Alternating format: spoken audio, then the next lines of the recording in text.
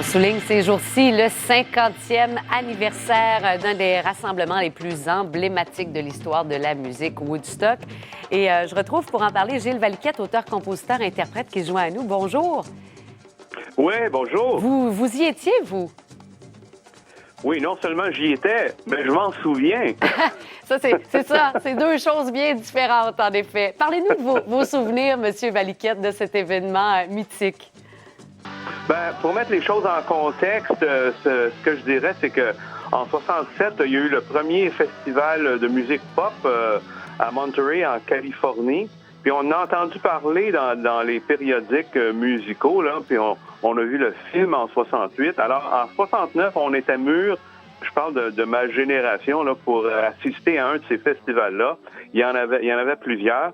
Moi et mes amis, on avait jonglé sur le fait que peut-être qu'on voulait aller à Atlantic City. Il y avait eu un festival là, 2 semaines avant Woodstock, mais finalement, on a choisi Woodstock à cause de la liste des artistes. Alors, moi et mon groupe, on était 17. On a loué un camion rider jaune, puis on s'est installé là-dedans avec nos sacs de couchage.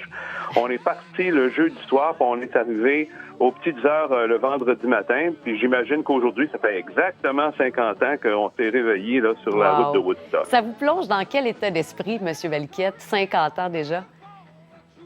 Ben, ce que je dirais, c'est qu'on a...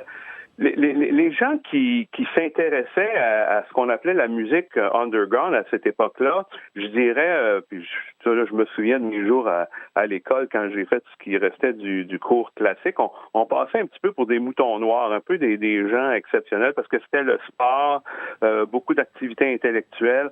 Alors, à un moment donné, on se sentait un peu seul dans notre coin, mais quand on est arrivé à Woodstock, où il y a eu des centaines de milliers de personnes, tout d'un coup, on a réalisé que, on n'était pas seul.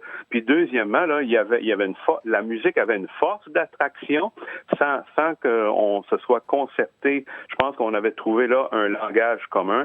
Puis une fois que tout le monde a été là, puis qu'on a prouvé là, qu'on pouvait passer un week-end là, hors de l'ordinaire, on a commencé à sentir que l'avenir nous appartenait. De quelle façon ça a pu teinter votre démarche artistique à vous? Ben, moi, j'ai eu la piqûre de la musique quand j'ai vu les Beatles. Tout ça s'est fait par instinct, mais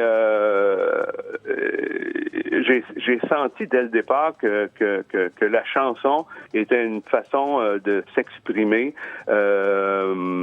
qui m'allait bien à moi puis qui allait bien à ma génération.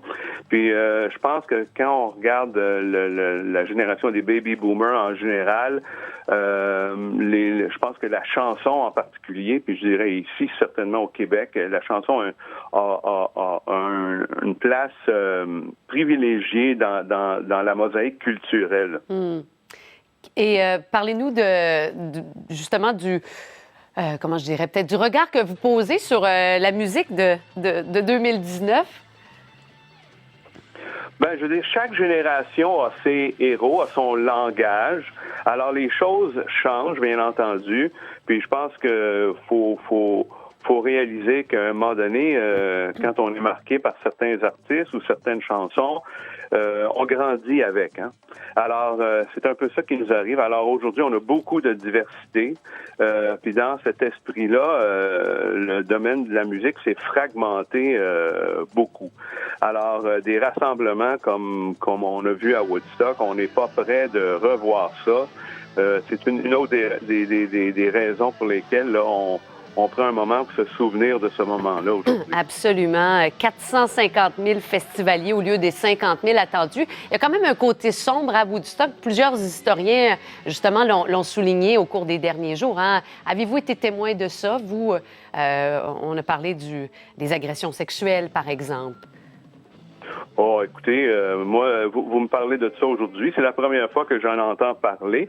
En fait, Woodstock a souvent été le festival à imiter à travers le monde parce que tout s'était bien passé. On avait annoncé un festival de paix et d'amour, puis je veux dire, c'est pas mal ça qui s'est passé. Remarquez qu'on a été chanceux parce que les organisateurs étaient loin d'avoir préparé tout ce que ça prenait au niveau de la sécurité et tout le reste.